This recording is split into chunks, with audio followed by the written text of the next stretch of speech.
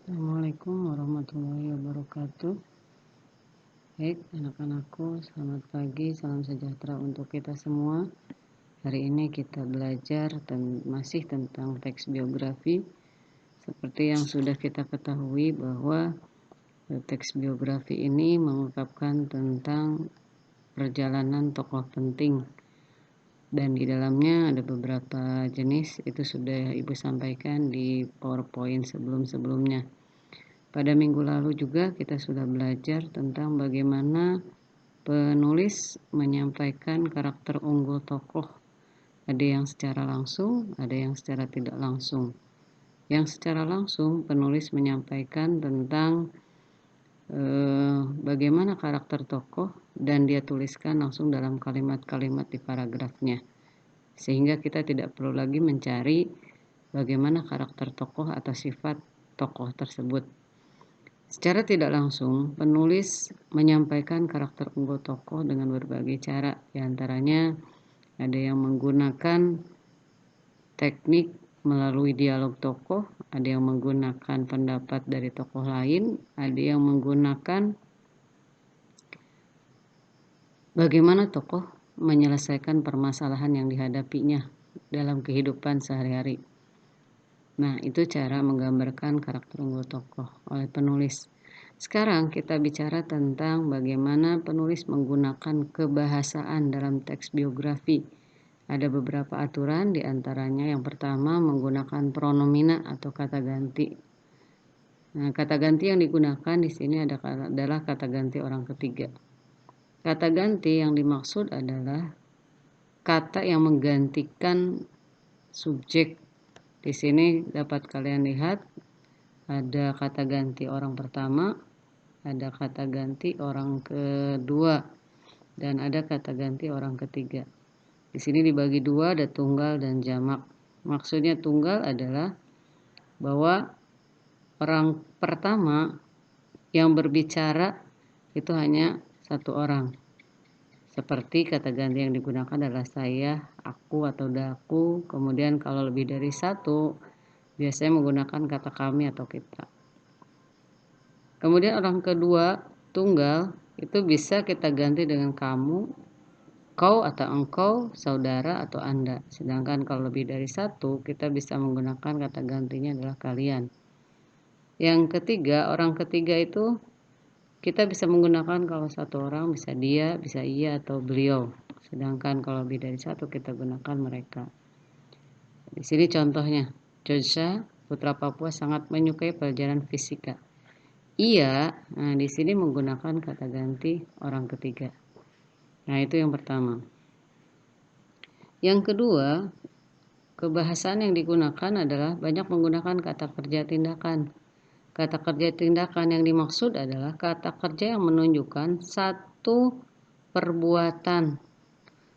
perbuatan atau satu peristiwa yang menunjukkan perilaku dari tokoh. Di sini di garis bawah dicetak miring kata menunggang dan kata membaca. Kata kerja ini menunjukkan sebuah tindakan atau perbuatan tokoh. Nah, ini yang dimaksud kata kerja tindakan. Di kalimat kedua ini ada kata belajar. Kata belajar adalah kata kerja. Dan kata kerja yang dimaksud di sini adalah kata kerja yang menunjukkan sebuah perbuatan atau tindakan. Nah, itu yang kedua. Yang ketiga, kebahasan yang digunakan adalah menggunakan kata adjektiva atau kata sifat. Nah, kata sifat yang kita ketahui ini adalah kata yang digunakan untuk mendeskripsikan karakter tokoh atau sifat tokoh. Nah, di sini digambarkan kata yang digunakan, kata adjektiva yang digunakan adalah kata cerdas. Kata cerdas menunjukkan sifat atau karakter tokoh. Nah, itu yang ketiga. Yang berikutnya menggunakan kata kerja pasif. Seperti yang sudah kalian pelajari pada jenjang sebelumnya bahwa kata kerja pasif itu biasanya ditunjukkan dengan kata berimbuhan di atau kata berimbuhan ter. Itu kata kerja pasif. Itu umumnya menunjukkan kata kerja pasif. Di sini kita lihat contohnya ada kata dijuluki. Dijuluki ini ada imbuhan di. Nah, ini menunjukkan kata kerja pasif. Kalimat kedua ada diraih. Diraih itu juga menunjukkan kata kerja pasif. Nah, itu yang keempat. Yang kelima, ini menggunakan kata kerja yang berhubungan dengan aktivitas mental. Kalau tadi kata kerja tindakan, bentuk perbuatannya terlihat nyata. Ini adalah kata kerja yang bentuk pekerjaannya tidak terlihat. Makanya disebut aktivitas mental. Seperti apa kata kerja aktivitas mental? Bisa merenung, memahami, mencintai, menghayati. Itu kata kerja yang berhubungan dengan aktivitas mental. Di sini contohnya adalah menghemat. Menghemat adalah kata kerja, tapi kata kerjanya yang berhubungan dengan aktivitas mental. Perbuatan yang tidak terlihat tindakannya. Nah, itu yang kelima.